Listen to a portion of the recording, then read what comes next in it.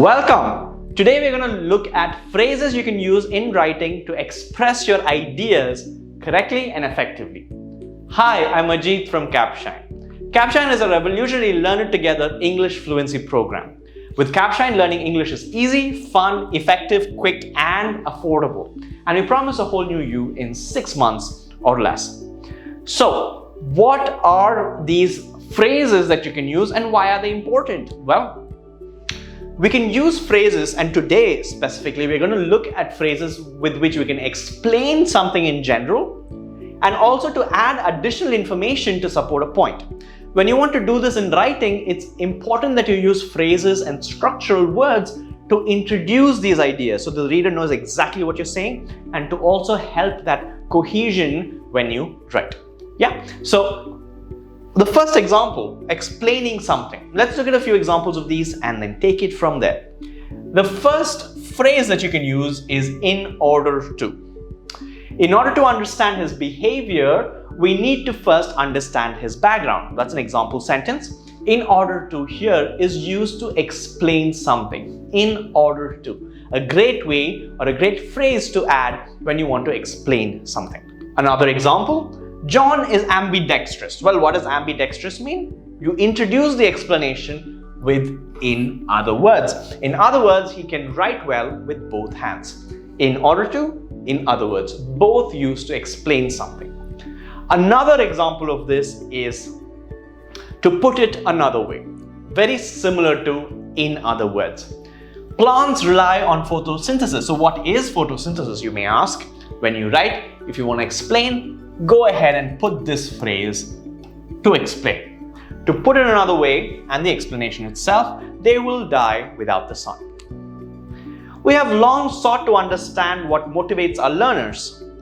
To that end, explaining the conclusion of this, we conducted numerous surveys to find out what they really wanted. So this explains why, or rather this explains why this action was taken to that end. So again, to put it another way, to that end. Great phrases to use when explaining something. Before we get to the next item, I want to quickly talk about Capshine's revolutionary Learn It Together model.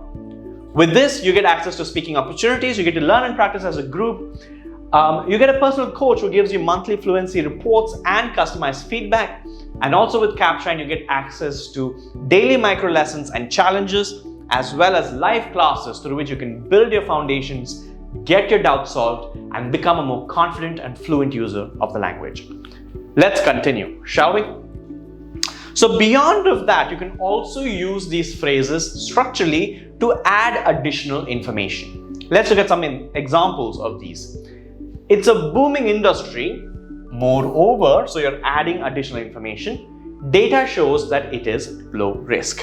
So for example, you're talking about BitCurrency and blockchain. It is a booming industry. Moreover, data shows that it is low risk. So this adds additional supporting information. Similarly, furthermore, there is evidence to suggest that. Notice how furthermore adds additional information and adds on to the opinion or the point of view that you've already been following.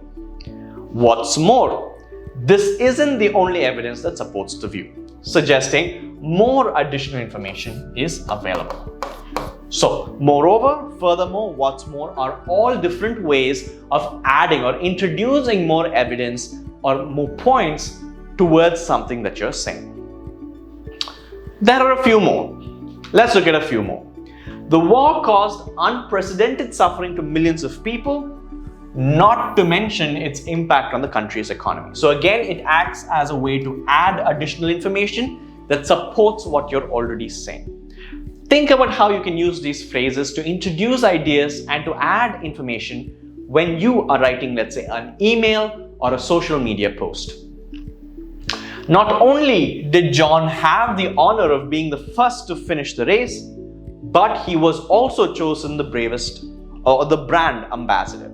Right? So it's saying this and this happened together, and therefore you're adding this information by using the phrase not only but also. A great way to add one or more pieces of information and create a line or chain of thought. Another example, There are many reasons to work on your writing skills.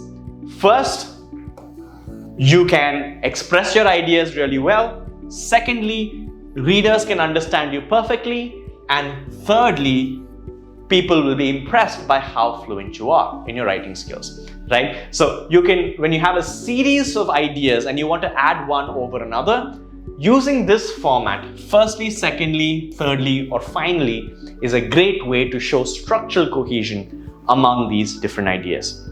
A great way to do, especially when you're writing. I hope you found that informative. If you like the video, make sure you like and subscribe. Don't miss on part 2 and 3 of these videos. Make sure you hit the bell notification to not miss it. And of course, don't forget to check out your 30-day free trial by going to capshine.com or downloading the app from the Play Store.